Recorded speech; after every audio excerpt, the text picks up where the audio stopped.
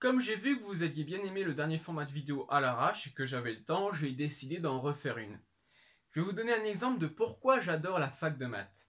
Un matin, alors que j'étais pas totalement réveillé, je m'installe dans la salle de cours et le professeur dit en plein milieu de sa phrase: il faut comprendre qu'une droite et un cercle, en soi, c'est la même chose.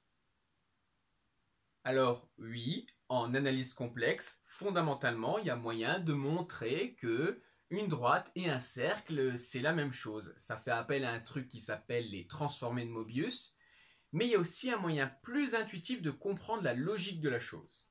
Un cercle est entièrement déterminé par son centre et son rayon. Si j'augmente son rayon, on peut voir qu'il est de plus en plus difficile d'apercevoir la courbure du cercle. S'il est très grand, je dois dézoomer pour constater que c'est un cercle et pas une droite.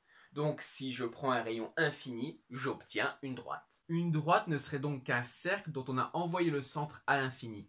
Mais c'est là que les choses étranges arrivent. Si je prends deux droites qui passent par le centre dont je fixe l'écartement, quand je vais envoyer le centre à l'infini, les deux droites vont devenir parallèles. Mais si elles sont parallèles, elles ne se croisent jamais. Pourtant, elles passent tous les deux par le centre qui est envoyé à l'infini. En fait, on peut dire que deux droites parallèles se croisent en géométrie projective, la géométrie qui modélise les principes de la perspective. En fait, on considère que le point d'horizon, qui serait le point infiniment loin, c'est un point d'intersection. CF, la vidéo d'LJJ.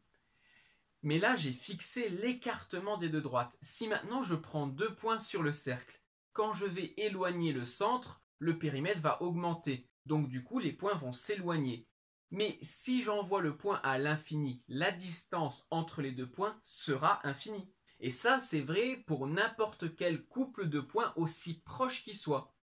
Mais donc du coup, ça veut dire que tous les points de l'ancien cercle, quand je passe à la droite, ont tous été envoyés à l'infini. Mais alors, une question se pose, ce point-là, il était où avant? Voilà, une journée normale dans la vie d'un étudiant en fac de maths, et c'est ça que j'adore. Alors, profitez bien de la fin de votre été, et à bientôt pour briller en société. A plus!